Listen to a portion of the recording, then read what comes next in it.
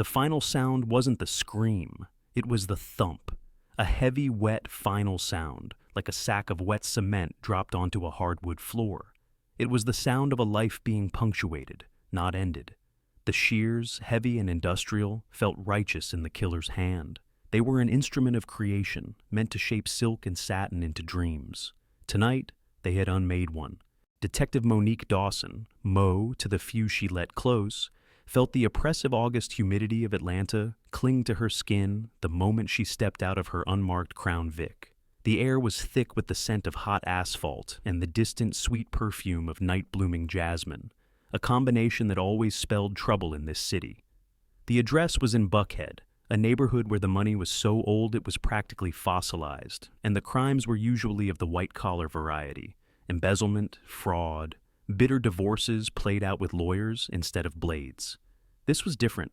The strobing red and blue lights painted a vulgar tableau against the sleek, minimalist facade of the Raina Monroe Design Studio. The name, etched in brushed steel, seemed to shimmer with defiance. She'd seen a lot in her 18 years with the Atlanta PD, rising through ranks that hadn't always been welcoming to a black woman with a gaze that could strip paint. But the call that had dragged her from a half-finished bowl of gumbo had a particular chill to it. "High-profile victim, detective. It's messy." "Morning, Mo." Officer Henderson, a rookie with a face still too young for the horrors he was paid to witness, greeted her. He had that pale, clammy look. "Victim's upstairs. The ME is on his way." "Give me the rundown," Mo said, pulling on a pair of latex gloves with a familiar snap. Raina Monroe, 42, the fashion designer, a cleaning crew found her about an hour ago. Looks like a robbery gone wrong. Place is tossed pretty good in the main office, but not here. Mo bypassed the elevator, taking the stairs 2 at a time. The air inside grew cooler, scented with expensive leather and something floral and sharp, Raina's signature perfume. The third-floor studio was a cathedral of fashion, a cavernous white space with 20-foot ceilings. Mannequins draped in impossible gowns stood like silent, elegant sentinels. Bolts of luxurious fabric were stacked against one wall, a rainbow of potential. But in the center of the room, the order shattered. Raina Monroe lay sprawled on a massive cutting table, the heart of her creative empire. She was a vision of tragic beauty, dressed in a crimson gown that was now indistinguishable from the blood that bloomed from her chest. The murder weapon was still there, a pair of heavy gold-handled fabric shears plunged deep. Her eyes, wide and unseeing, were fixed on a skylight, as if searching for one last divine spark of inspiration. Mo walked a slow, deliberate circle around the table. The official narrative was robbery, but Mo's gut, a finely tuned instrument honed by years of navigating Atlanta's darkest corners, was screaming something else. Her eyes scanned the scene, absorbing the details the uniforms might miss. In a cozy sitting area off to the side, a low table was set for 2. An expensive bottle of champagne, Cristal, lay on its side, its contents soaked into a plush white rug. 2 perfect long-stemmed flutes stood on the table, untouched. Beside them, however, a third flute lay on the floor, shattered. A single overturned glass in a scene set for an intimate rendezvous. A robber wouldn't stop for champagne, and they certainly wouldn't bring their own glass. "Something's not right," Mo murmured, her breath fogging slightly in the chilled air. Henderson, who had followed her up, shifted his weight. "What do you mean, detective? Looks open and shut." Druggy probably broke in. She surprised him. He panicked. He gestured vaguely at Raina's body.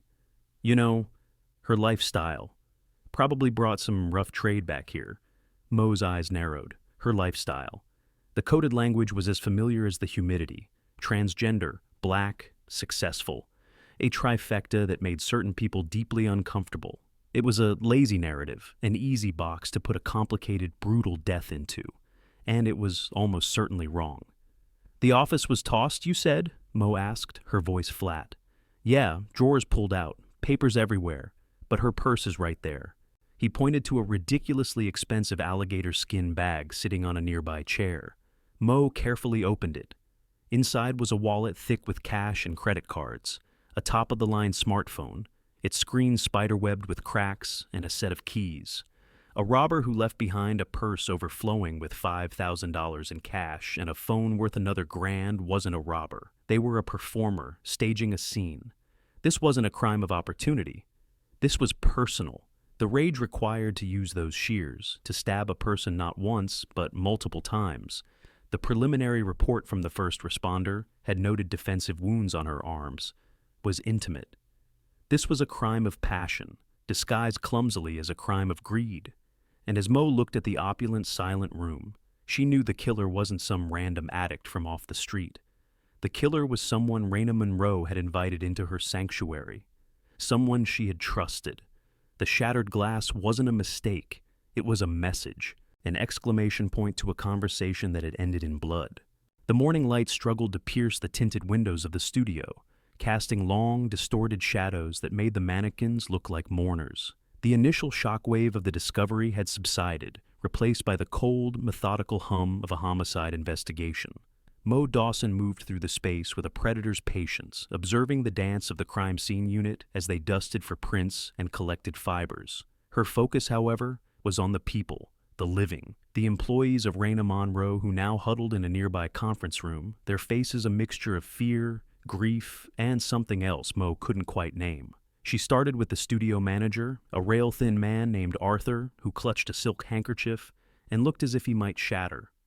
Raina, Ms. Monroe, was a genius, he stammered, dabbing at eyes that were surprisingly dry. Demanding, yes, a perfectionist. She expected the impossible, and God help you if you didn't deliver. This was the first brushstroke in the portrait of the victim. Genius, tyrant. Mo had seen it 100 times. Powerful people rarely left behind simple legacies. They were loved and hated, often by the same person, in the same breath. Who would want to hurt her, Arthur? Arthur's gaze flickered around the room as if the walls themselves had enemies. Everyone, no one. She could build you up into a star, or she could eviscerate your career with a single sentence. She fired our lead pattern maker last month because his stitches were 0.5 millimeter off. 0.5 millimeter. He shook his head. But this is monstrous. Mo pressed on, speaking to assistants, interns, and seamstresses. The picture grew more complex, more polarized. They spoke of Raina's incredible generosity, how she'd paid for a young designer's entire college education after seeing his sketches.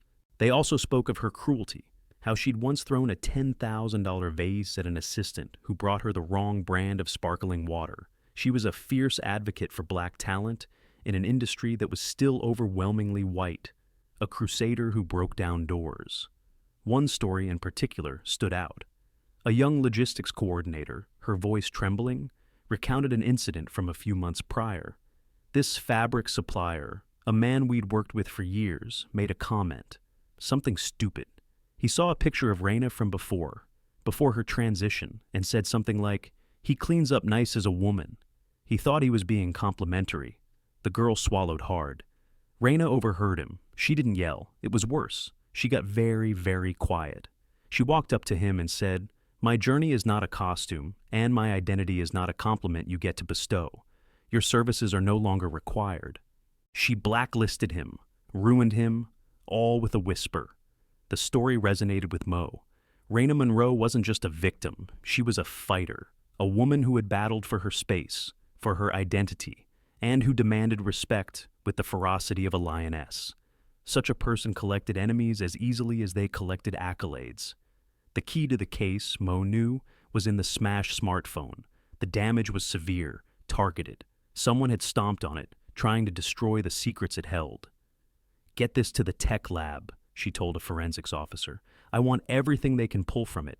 Texts, calls, emails, deleted files. I want to know who she was talking to last night."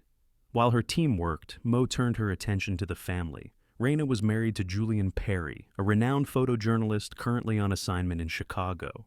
His alibi would be easy to check. But they had a daughter. Well, Julian's daughter from a previous marriage, Simone Perry, 19 years old, a student at the Savannah College of Art and Design, home for the summer. "Where is she?" Mo asked Arthur. "Simone, I don't know. She and Raina had a complicated relationship." "Complicated how?" Arthur wrung his hands. Raina took Simone under her wing, became her mentor, got her internships, introduced her to everyone. She adored Simone, but it was intense. Raina's love was a possessive thing, like the sun. It could warm you, or it could burn you to ash. The word possessive hung in the air. It was a word that belonged in a story of passion, not a robbery. Mo felt the pieces shifting, the narrative of the random drug addict fading into absurdity. This murder wasn't about what could be taken from Raina Monroe's studio. It was about what had been taken from her life, or what she herself had taken from someone else's. She looked back at the cutting table, at the powerful woman laid low. Raina Monroe had built an empire by shaping fabric to her will. She had shaped her own body, her own identity, to match the vision in her mind. Mo suspected she had tried to do the same with the people around her. And last night, one of them had finally refused to be cut to her pattern. One of them had picked up the shears and cut back. The address for the Perry family home was in Ansley Park, a historic moneyed enclave of Atlanta, where sprawling Tudors sat behind veils of ancient oaks and ivy-covered walls. But Mo Dawson didn't go there first.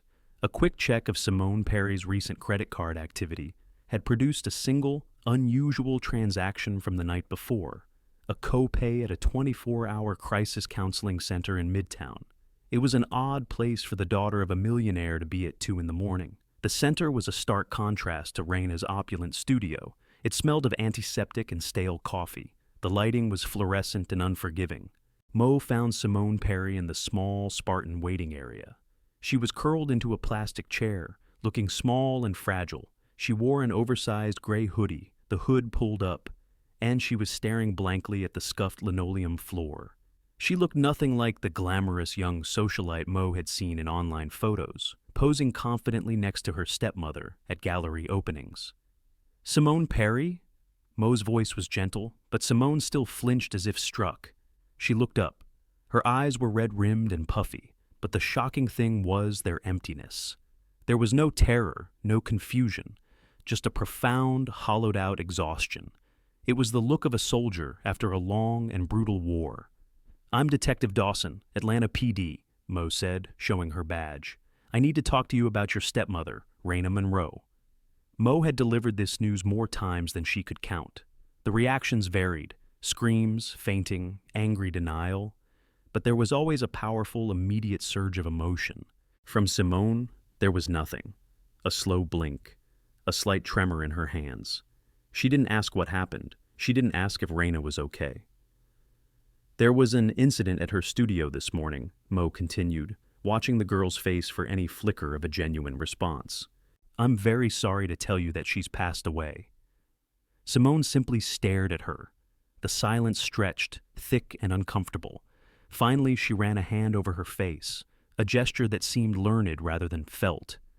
I know," she whispered, her voice raspy. "The police called my father. He called me. I was already here." "You were here all night?" Mo asked, her internal alarm bells ringing loudly now. "I had a panic attack, a breakdown." Simone's gaze drifted to a closed door down the hall. "My therapist, Dr. Evans, saw me. I got here around 11 p.m. I was with him until almost 3 this morning. You can ask him." She offered up the alibi with a strange, detached readiness, as if she'd been rehearsing it. It was too clean, too perfect. "When was the last time you saw Raina?" "Yesterday morning. She was leaving for the studio." "How was your relationship with her?" Mo asked, keeping her tone conversational. For the first time, a flicker of something moved behind Simone's eyes. It looked like fear. "She was wonderful," she said, the words sounding like ash in her mouth. "She was the most amazing person I've ever known. A mentor, an inspiration." Her voice gained a frantic, brittle edge. "She was the light of my life." The lie was so blatant, so poorly delivered, it was almost painful to hear.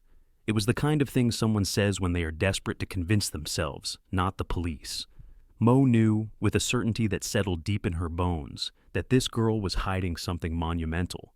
She wasn't grieving a beloved stepmother. She was processing the aftermath of an explosion. "We need you to come down to the station, Simone, just to give a formal statement." Simone nodded numbly, pulling the strings of her hoodie tighter, retreating into herself. As Mo escorted her out into the sweltering Atlanta heat, She felt a profound sense of unease.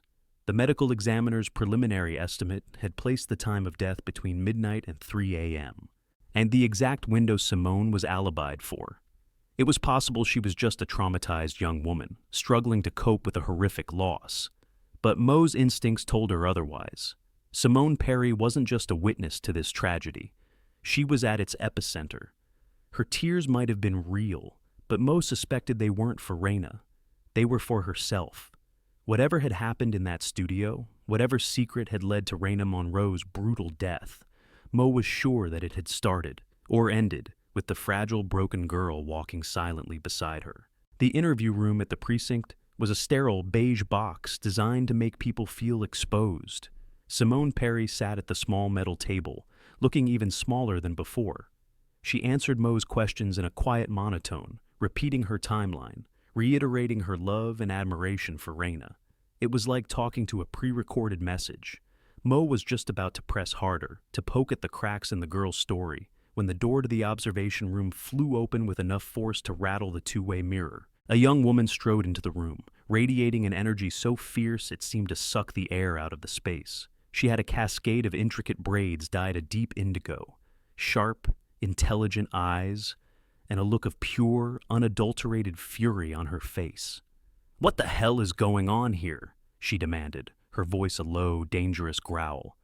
"Why are you interrogating her like she's a criminal? Can't you see she's in shock?" She went straight to Simone, wrapping her arms around her in a gesture that was both comforting and fiercely possessive. Simone seemed to melt into the embrace, a small, choked sob finally escaping her lips. "I'm Detective Dawson," Mo said, her voice calm and even, a stark contrast to the newcomer's explosive entrance. "And you are?" "Talia Shaw," the woman snapped, her eyes dark and fiery, locking onto Mo's. "I'm her best friend. I'm the only family she's really got. I got a text from her dad, and I came as fast as I could. Though this is a standard part of a murder investigation, Ms. Shaw. I'm just gathering information." Talia let out a short, bitter laugh that held no humor. "Information? You want information about Raina Monroe? Fine. She was a monster, a narcissistic, manipulative parasite who fed off the talent and adoration of everyone around her, especially Mona. She used the nickname with a familiar intimacy, tightening her grip on Simone's shoulder. "Talia, please," Simone whispered, burying her face in her friend's side. But Talia was on a roll, her anger a runaway train. "You have no idea what that woman put her through. The pressure, the control. She didn't deserve Mona, not as a stepdaughter, not as anything." She paused, her gaze turning venomous. "Honestly, Detective, Raina Monroe got what she deserved for the poison she spread." The statement hung in the air, charged and dangerous. It was a stunningly direct admission of hatred, far more honest than Simone's hollow platitudes. Mo's focus shifted entirely to Talia. Here was the emotion that had been missing from Simone's story. Here was the rage. "That's a strong opinion, Ms. Shaw," Mo said, making a note in her pad. "What kind of poison are you referring to?" Talia's expression tightened. She seemed to realize she'd said too much. Just the way she treated people, the way she used them. Ask anyone who ever worked for her. "Were you aware of the nature of their relationship, Simone and her stepmother?" "Of course I was," Talia scoffed. "I'm her best friend. I know everything, and I told her from the beginning it was a mistake, that Raina would only ever love herself. It was an interesting choice of words. Love, not mentorship, not a step-parent relationship." Mo looked at Simone, who flinched but didn't deny it. The dynamic in the room was electric. Simone's strange detachment was a vacuum, and Talia's white-hot fury was rushing in to fill it. It was a classic pairing Mo had seen before, the vulnerable and the protector. But sometimes the protector's shield had sharp edges. "Ms. Shaw, where were you last night? Between midnight and 3 a.m.? Talia didn't even blink. "I was at home, in my apartment in Inman Park, alone, working on some makeup design sketches." "You're a makeup artist?" "Yes," she said, a hint of pride in her voice. "I worked on a few of Raina's shows, before she decided my vision wasn't on brand anymore." The bitterness was back, sharp as a razor. Another one of her little power plays to isolate Mona from me. Mo studied the two of them, Simone, trembling and silent, clinging to her friend. Talia, a pillar of righteous anger, her arm a barricade around the person she was determined to protect. Talia's hatred for the victim was palpable. Her motive, jealousy and protection, was clear, and her alibi was flimsy at best. She was a much more compelling suspect than the traumatized girl beside her. But there was something else in Talia's eyes, something beyond anger, a deep, profound sadness. And it wasn't directed at the murdered woman. It was all for Simone. Talia Shaw wasn't just protecting her friend from the police. Mo had the unsettling feeling she was protecting her from a truth far more devastating than the death of her stepmother. The investigation had hit a frustrating plateau. The crime scene, while initially appearing chaotic, had been wiped down with a professional's precision in key areas. The handle of the shears, the doorknobs, the surface of the champagne table, all meticulously cleaned. The killer had been emotional, but they hadn't been stupid. They had worn gloves, and they knew how to cover their tracks. Without a clear suspect print or a confession, Mo was left with a compelling theory and very little physical evidence to back it up. The smashed phone was a bust so far. The tech team was still trying to piece together fragments of the shattered motherboard. Julian Perry's alibi in Chicago was rock solid. Simone Perry's alibi at the crisis center had been confirmed by her therapist, who, citing patient confidentiality, would only verify the time she was there. It left Talia Shaw, the fiercely protective friend, with a weak alibi and a motive dripping with venom. But hatred wasn't enough to secure a warrant. "We're missing something," Mo said, standing in the middle of Raina's studio, now silent and sterile after the CSU had packed up. The killer came in, confronted her, killed her, and then cleaned up. But they had to get out. The main entrance was covered by a high-resolution camera, which had been mysteriously disabled during the exact window of the murder, a clear sign of premeditation. But Mo's eyes were drawn to a discreet door at the back of the studio, one that led to a service corridor and a rear exit into a dingy, garbage-strewn alley. "No camera back here," her partner noted. "Smart." "Maybe," Mo said, her mind racing. But they still had to walk through that alley. Maybe they dropped something. Something small. The chances were slim, but it was all they had. That's when she decided to make the call. "Get me the K9 unit. I want the best dog we have." An hour later, a Belgian Malinois named Rocco arrived, quivering with contained energy. His handler, a stoic veteran named Sergeant Miller, led him to the back door. Mo gave him a piece of fabric from Raina's bloody dress, sealed in an evidence bag. It was a long shot. The scent trail was hours old, contaminated by city smells and the morning cleanup crews. "Find it, Rocco," Miller commanded, his voice a low rumble. The dog was a marvel. He sniffed the doorframe, the ground, and then, with a low whine of concentration, he was off. He moved with a fluid, focused grace, his nose glued to the pavement of the alley.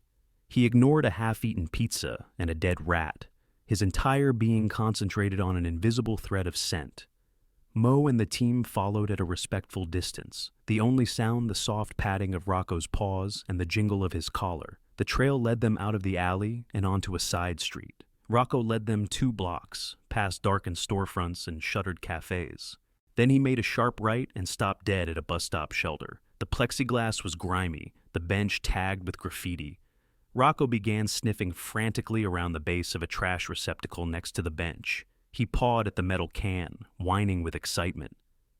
"He's got something," Miller said. Mo pulled on a fresh pair of gloves. The can was mostly filled with fast food wrappers and old newspapers. But tucked deep inside, almost hidden, was a single wadded-up nitrile glove. It was a deep, vibrant purple. "A makeup artist's glove," Mo's partner breathed, looking at her. Nitrile gloves were common, but the distinctive purple color was a favorite among makeup artists and hairstylists for its professional look and durability. It was the kind of detail Talia Shaw would appreciate. "Bag it," Mo ordered, her heart starting to beat a little faster. Let's hope they were sloppy. But Rocco wasn't finished. He sniffed the glove in its evidence bag and then returned to the curb, casting his nose back and forth. The scent, it seemed, stopped here. The killer had waited for a bus, or, more likely, been picked up by a rideshare. The trail had gone cold. They had a glove. It was more than they'd had an hour ago. If there was any trace of the killer's DNA on the inside, or the victim's blood on the outside, it could be the piece that broke the case wide open. As they walked back to their cars, Mo felt a grim satisfaction. Talia Shaw had been careful. She had wiped down the scene, disabled the camera, and used a back alley. But she had made one small mistake. She had underestimated the power of a scent, the ghost of betrayal left behind in the air, and she had underestimated Rocco. 3 days of painstaking work in the digital forensics lab finally yielded a breakthrough. The lead technician, a caffeine-fueled genius named Leo, called Mo into his darkened workspace, the air humming with the sound of cooling fans. The motherboard on Raina Monroe's phone was toast, he said, pointing to a cluttered diagram on his screen. But I managed to recover a few data fragments from a secondary memory chip. Most of it is corrupted, but I pieced this together. On the screen was a single reconstructed email. It was heavily encrypted, but the subject line and recipient were clear. The email was addressed to a Dr. Alistair Finch at the Amori Virology and Infectious Disease Clinic. The subject line contained only a patient ID number. A virology clinic? Mo said, leaning closer. That's specific. It gets better, Leo said, clicking his mouse. I ran the patient ID against a compromised database from a pharmacy breach a few years back. It's a long shot, but sometimes you get lucky. A new window popped up, a prescription record. The patient ID matched a name, Raina Monroe. The prescription was for Biktarvy. Mo wasn't a doctor, but she was a detective. She knew how to find information. A quick search on her phone told her everything she needed to know. Biktarvy was a single-tablet regimen used for the treatment of HIV-1 infection. The entire case tilted on its axis. Raina Monroe, the powerful, invincible icon of fashion, had been living with HIV. It was a deeply personal secret, one that recontextualized everything, her intensity, her demand for control, her private life. It also opened up a terrifying new avenue for a motive. This changes things, Mo said, her mind racing. A crime of passion isn't just about cheating anymore. Getting confirmation, however, was another matter. Mo drove to the Emory Clinic, a modern complex of glass and steel that felt more like a corporate headquarters than a hospital. Dr. Finch, a weary-looking man with kind eyes, met her in his office but was unmovable. "Detective, I understand you're investigating a murder, but I am bound by federal law," he said, gesturing to a framed copy of the HIPAA notice on his wall. "Patient confidentiality is absolute. I cannot confirm or deny if Raina Monroe was a patient here, nor can I discuss any medical condition she may or may not have had." "Doctor, she's dead. Her privacy can't be more important than finding her killer." "The law disagrees," he said, his expression a mixture of regret and resolve. "Even after death, a person's medical records are protected. You'll need a court order, and even then, a judge will have to be convinced that this information is absolutely critical to your case. HIV is still highly stigmatized. The courts are very careful." Mo left the clinic fuming. It was a legal brick wall, and it would take days, maybe weeks, to get a warrant to punch through it. But the information from the phone was a seed. It didn't prove anything, but it suggested a motive far darker than jealousy. It suggested betrayal. If Raina had a partner, did she disclose her status? The intimate setup in her studio, the champagne for two, pointed to a secret lover. Was it possible she had transmitted the virus to someone? That was a motive born not just of a broken heart, but of a broken life. It was the kind of betrayal that could easily curdle into the rage required to pick up a pair of shears. Back at her desk, Mo stared at the evidence board. On one side was a photo of Talia Shaw, her face a mask of defiant anger. On the other was Simone Perry, her eyes hollow and lost. The relationship between them was the key. Talia's rage seemed to be on Simone's behalf. Mo decided to dig deeper into Simone. She ran a check on any recent medical visits, any pharmacy records she could access legally. There was nothing under Simone's name. But then, acting on a hunch, Mo ran a search for any recent patients at the Crisis Counseling Center who had been referred for further medical testing. A single anonymous file popped up. A 19-year-old female referred from the center just last week for a full blood panel at a public health clinic. The reason for referral was listed as extreme emotional distress following a high-risk exposure. Mo felt a cold knot tighten in her stomach. It was circumstantial. It wasn't proof, But it was a terrifyingly plausible connection, a high-risk exposure, a sudden psychological breakdown, a stepmother with a secret HIV diagnosis. The pieces were no longer just shifting. They were snapping into place with chilling precision. She didn't need the court order to know the truth. She just needed someone to admit it. Armed with a new terrible theory, Mo Dawson knew she had to speak to Dr. Finch again. This time, she didn't go asking for Raina's records. She went with a different name. She sat in the same chair in his office, the HIPAA notice on the wall seeming to mock her. "Doctor," Mo began, her voice low and steady, "I'm not here to ask about Raina Monroe. I'm here to ask if you have a patient named Simone Perry." Dr. Finch's professional mask wavered for a fraction of a second. A flicker of deep sadness crossed his face before he caught himself. "Detective, you know I can't answer that." "Let me rephrase," Mo pressed, leaning forward. "Hypothetically, if a young woman came to your clinic, let's say a week ago, for HIV testing, and that test came back positive, and if that same young woman expressed to you that she suspected she was infected by a specific family member, would you be legally obligated to act on that information?" The doctor sighed, a heavy, world-weary sound. He looked at Mo, really looked at her, and seemed to make a decision. "Hypothetically," he said, choosing his words with immense care, "my primary duty is to my patient. If a new patient tests positive, my focus is on getting them into care, providing them with counseling, and connecting them with resources. If they name the person who they believe infected them, and if that person is also my patient, I am still bound by confidentiality. I cannot discuss one patient with another." He paused. "It is a terrible, frustrating, and ethically torturous situation, but it is the law."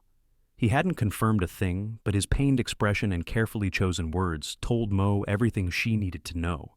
The hypothesis was reality. Mo drove straight to the Perry mansion. Simone answered the door herself. The past few days had not been kind to her. She was pale, with dark circles under her eyes, but some of the numb shock had been replaced by a quiet, simmering anger. She seemed to be expecting Mo. "You know, don't you?" Simone said, her voice flat. She didn't even invite Mo inside, just stood in the grand, sun-drenched foyer.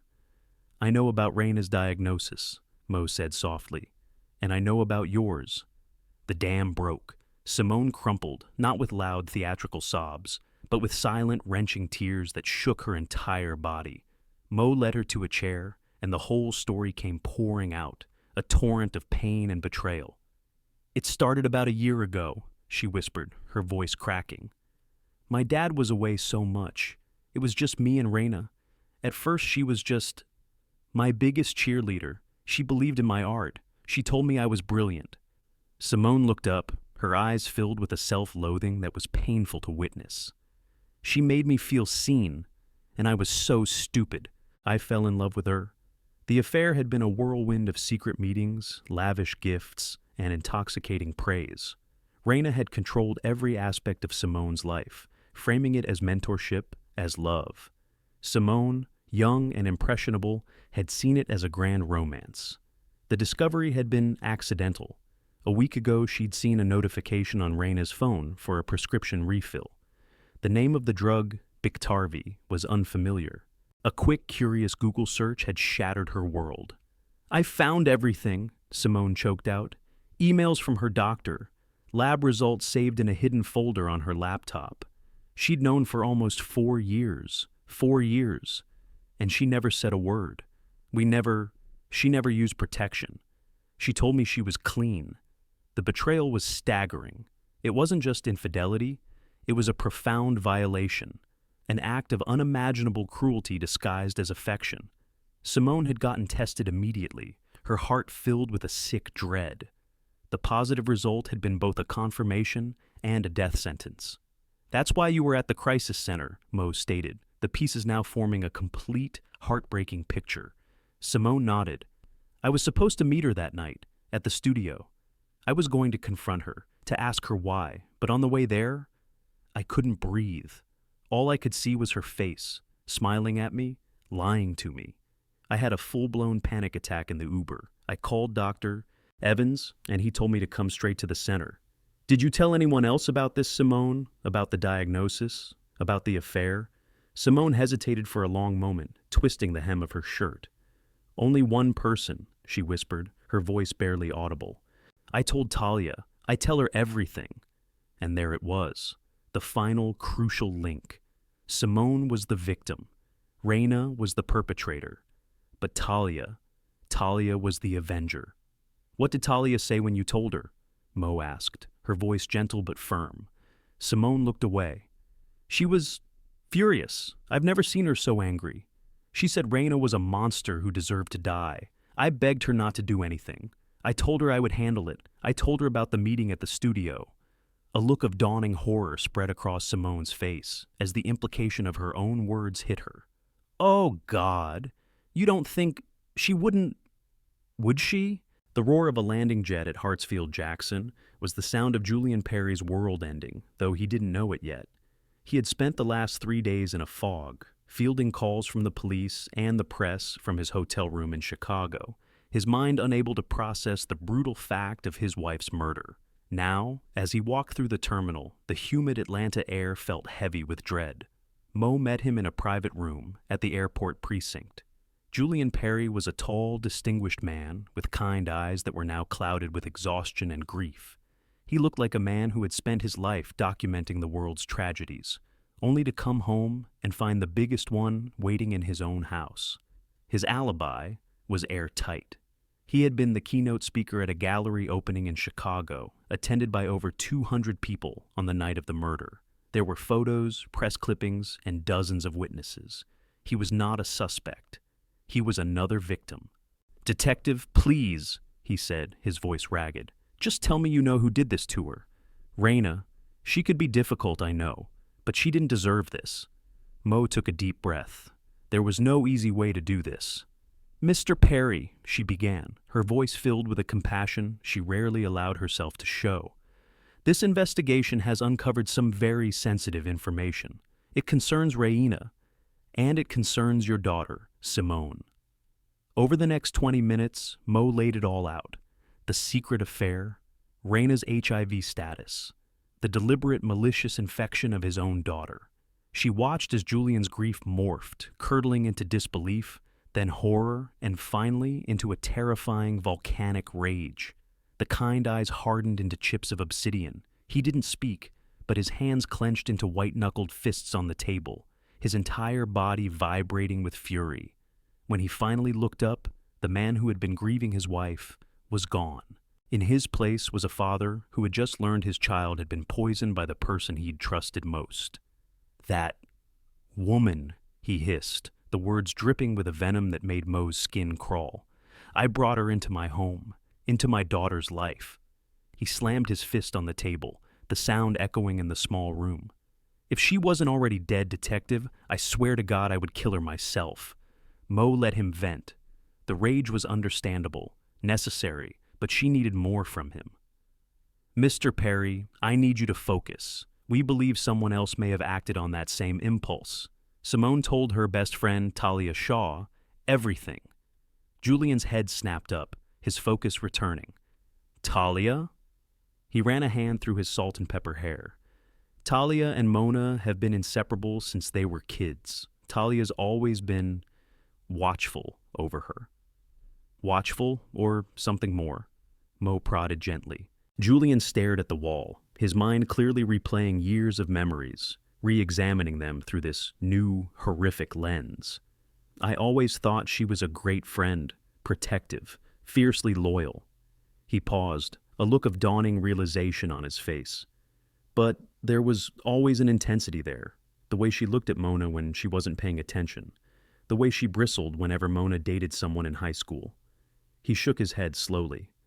"I just thought it was teenage drama. But it wasn't just friendship, was it? Talia's in love with her." The confirmation settled heavily in the room. It provided the final, powerful emotional component to the motive. This wasn't just about protecting a friend. It was about a deep, unrequited love, twisted into a righteous fury. Talia saw Raina not just as a monster who had hurt Simone, but as a rival who had stolen the person she loved and then irrevocably damaged her. "Raina knew it too," Julian said, a bitter understanding dawning on him. "She tried to push Talia away. She stopped hiring her for shows, made excuses not to invite her to family dinners. She told me Talia was a negative influence on Simone. I thought she was being a concerned stepmother. He let out a harsh, broken laugh. She wasn't protecting Simone, she was isolating her, getting rid of the competition. Julian Perry looked at Mo, his eyes pleading. My daughter, what Raina did to her. Modern medicine has come a long way, Mr. Perry, Mo said softly. With the right treatment, Simone can live a long, healthy life. But the physical diagnosis was only part of the damage. Julian understood that. His daughter's trust, her innocence, her very future had been maliciously altered, and as he absorbed the full weight of the betrayal, he gave Mo the final piece she needed. Find Talia, he said, his voice cold as steel, before she does anything else to protect my little girl. Julian Perry's words echoed in Mo's head. The case against Talia Shaw was building, a fortress of circumstantial evidence. Now, Mo needed the physical proof to knock down the door. She started with surveillance footage. The camera on Raina's building was useless, but Mo had her team canvass every adjacent building, every corner store, every ATM within a 4-block radius. It took hours of tedious work, but they found it. A grainy image from a security camera on a law office across the street.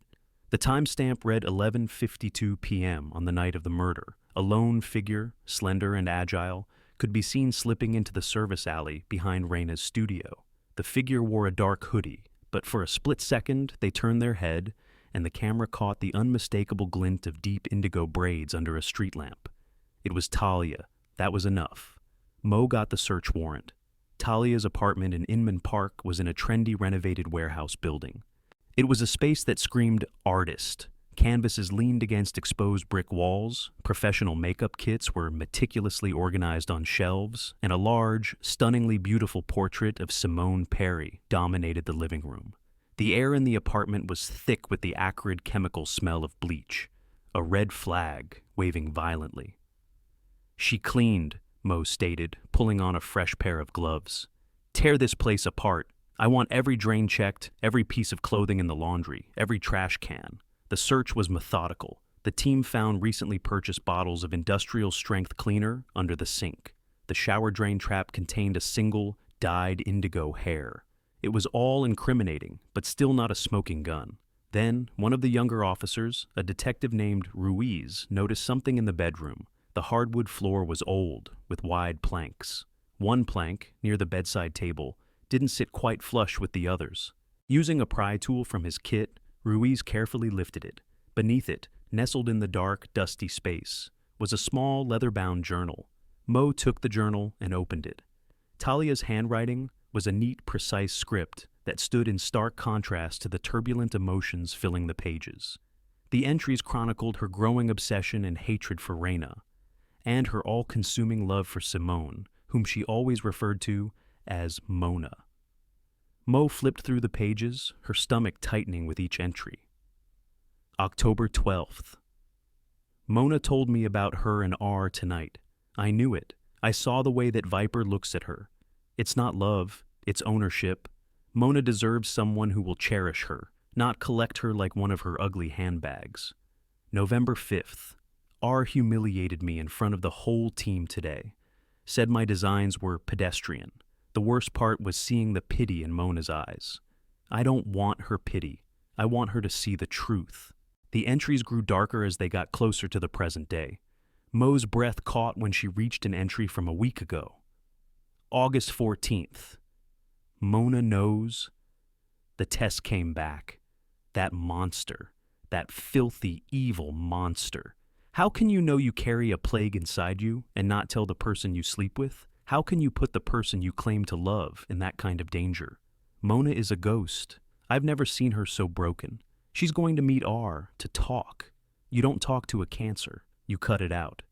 The final entry was dated the day of the murder. It consisted of only 2 chilling sentences. August 21st. The malignancy has been excised. Now Mona can be pure again. Mo closed the journal, a cold dread washing over her. This was it. This was premeditation. This was a confession. She handed the diary to an evidence technician. Bag this. We have her. Just then, Another officer called out from the kitchen. He had been meticulously going through the trash, which had been double-bagged. Buried at the bottom of the second bag, beneath coffee grounds and food scraps, was a crumpled sales receipt from a pharmacy, dated the morning after the murder. The items purchased were hydrogen peroxide, heavy-duty rubber gloves, and a box of bandages. It was a killer's shopping list. Talia hadn't just cleaned the crime scene. She had come home and cleaned herself. But she had made another mistake. She hadn't counted on them finding her diary. She hadn't counted on her own need to document her righteous crusade. The APB on Talia Shaw went out across the state, but Mo had a gut feeling Talia hadn't run far. Her entire world revolved around Simone Perry. She wouldn't leave her. Mo placed a discreet surveillance team on the Perry mansion, betting that Talia would eventually be drawn back to the center of her universe. The call came just after dusk. "Detective, we have a positive ID. Subject just pulled up. She's getting out of her car. She's carrying a bag. She's walking up to the front door." "Hold your position. Do not engage," Mo commanded, already grabbing her keys. "I'm on my way." By the time Mo arrived, the house was lit up. Through the large picture window in the living room, she could see a tableau that made her blood run cold. Simone and Talia were sitting side by side on a sofa. Talia was holding Simone's hand, speaking to her with an intense, earnest expression. It wasn't a hostage situation. It was an explanation. Mo and her team approached the front door quietly. Julian Perry opened it before she could ring the bell, his face pale and drawn. He simply nodded and stepped aside. When Mo entered the living room, Talia looked up. There was no surprise in her eyes, no fear, only a weary resignation. Simone, however, looked utterly bewildered, her gaze darting between her friend and the detective. "Talia Shaw," Mo said, her voice formal and steady, cutting through the tense silence. "You need to come with me. You're under arrest for the murder of Raina Monroe." "Arrest!" Simone gasped, her voice a small, broken thing. "Talia, what is she talking about?" Talia gently squeezed Simone's hand, never taking her eyes off her. "It's okay, Mona," she said softly. "I was just telling you. I had to." She finally turned her gaze to Mo. "I did it. I killed her." The confession was delivered without a hint of remorse. It was a statement of fact. "Don't say anything else, Talia," Mo warned. "You have the right to an attorney." Talia shook her head. "I don't need one. I want Mona to hear it from me." She turned back to her friend, whose eyes were wide with incomprehension and dawning horror. "I went there that night, Mona," Talia said, her voice trembling with emotion. "After you went to the counselor, I couldn't let her get away with it. I just wanted to confront her, to make her see what she had done to you." Talia recounted the confrontation in Raina's studio, the initial denials, then the cold, arrogant admission. "She laughed, Mona," Talia said, her own tears finally beginning to fall. "She told me her viral load was undetectable, that the risk was minimal. She said it was no big deal." Talia's voice dropped to a choked whisper. "Then she said the worst thing. She said you were just an amusing distraction, a toy, a way to relieve the boredom of her perfect marriage." Talia took a shuddering breath. And then she smiled, this horrible, smug smile, and she said, "Besides, I kinda like that she'll always carry a part of me inside her now. We're connected forever." A collective gasp went through the room. It was a statement of such profound, psychopathic cruelty that it defied belief. "Something inside me just snapped," Talia confessed. "All I could feel was this white-hot rage. She wasn't just a monster, she was proud of it. She was glorying in your pain." Her eyes found the memory of the cutting table. The shears were right there. I don't remember picking them up. I just remember wanting to make her stop talking, wanting to erase that smile from her face forever. She looked at Simone, her expression pleading. "Everything I did, Mona, it was for you, to protect you, to purify you from her poison. I had to cut the cancer out." Simone stared at her, speechless, her face a canvas of heartbreak and terror. The person she had trusted most in the world, her protector, her rock, was a killer, and she had killed in her name? "Let's go," Mo said softly, stepping forward. Talia stood up, her shoulders slumped, the righteous fury finally extinguished, leaving only an empty, aching void. She had won her war, but in doing so, she had lost everything. The trial of Talia Shaw was a quiet, somber affair. There was no doubt about her guilt. Her confession, the diary, and the mountain of physical evidence made sure of that. The defense argued for a lesser charge, painting a vivid picture of a crime of passion, a temporary insanity brought on by Raina Monroe's monstrous cruelty. The prosecution painted Talia as a cold, calculating killer, driven by obsessive jealousy. The truth, as it so often is, lay somewhere in the messy gray area between. The jury convicted her of second-degree murder, acknowledging the extreme emotional disturbance that had fueled her actions. The judge sentenced her to 20 years to life. Throughout the trial, Talia showed no remorse for her actions, only a profound sorrow for the pain she had caused Simone. Her final words in the courtroom were not for the judge, but were whispered toward the back of the room where Simone sat with her father. "I'm sorry, Mona." In the aftermath, the lives shattered by Raina Monroe's secrets and Talia Shaw's love, began the slow, arduous process of healing. Julian Perry, consumed by guilt over his own blindness and absence, sold his camera equipment and retired from photojournalism. He poured his fortune and his energy into creating the Mona Perry Foundation, a non-profit dedicated to providing support, counseling, and medical access for young, at-risk LGBTQ+ people of color, particularly those navigating a new HIV diagnosis. His focus, once scattered across the globe, was now solely on his daughter. Simone, now Mona to everyone, embarked on her own difficult journey. She began antiretroviral therapy, her doctors optimistic about her prognosis. But the physical scars were nothing compared to the emotional ones. With the help of intensive therapy, she began to untangle the web of manipulation Raina had woven around her, and to grapple with the devastating consequences of Talia's protective love. She eventually returned to art school, her work transformed. Her canvases, once filled with bright, abstract colors, were now stark, powerful portraits exploring themes of betrayal, identity, and resilience. She became a reluctant but powerful activist, using her art and her story to give a voice to other survivors. Detective Mo Dawson closed the case file, but the story stayed with her. It was a stark reminder of how layered a tragedy could be.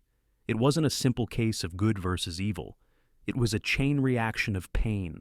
A society that marginalizes and attacks people for who they are can forge a person like Raina Monroe, brilliant and trailblazing, but also hardened, cruel, and capable of inflicting her own pain on others.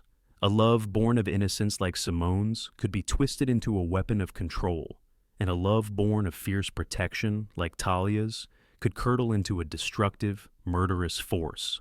The lesson Mo took from the shadows of that Buckhead studio wasn't just about justice being served. It was about the devastating power of secrets and the way trauma, left unaddressed, can ripple outward, destroying not just the person who holds it, but everyone they touch.